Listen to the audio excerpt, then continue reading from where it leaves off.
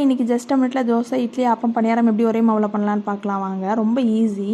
So இது வந்து இட்லி அரிசி நான் நைட்டு ஃபுல்லாக வாஷ் பண்ணி ஊற வச்சுருந்தேன். இந்த கிளாஸில் 4 கிளாஸ் இட்லி அரிசி, 2 ஸ்பூன் வெந்தயம், 1 கிளாஸ் உளுந்து, 1 ஸ்பூன் அவுள் ஊற வச்சுருக்கேன். இதெல்லாம் வாஷ் பண்ணிட்டு அரைக்க ஆரம்பிச்சிடலாம். ஃபஸ்ட்டு உளுந்து அரைச்சிக்கோங்க. உளுந்து அரைக்கும்போது சுத்தமாக தண்ணி விடாதீங்க. 4 to 5 ஐஸ் கியூப்ஸ் விட்டு நல்லா அரைச்சிக்கோங்க 30 மினிட்ஸ்.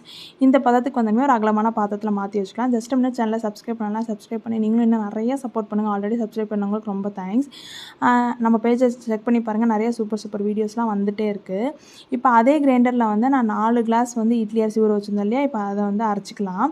இது 30 மினிட்ஸ் நல்லா அரைச்சிக்கோங்க. நிறைய தண்ணி விட்டு அரைக்காதீங்க. கொஞ்சம் கொஞ்சமாக தண்ணி ஆட் பண்ணி அரைச்சிக்கோங்க. அப்புறம் வந்து தோசை இட்லிலாம் நமக்கு ப்ராப்பர் ஷேப் வராமல் போயிடும். கொஞ்சம் கொஞ்சமாக தண்ணி விட்டு அரைச்சிக்கோங்க.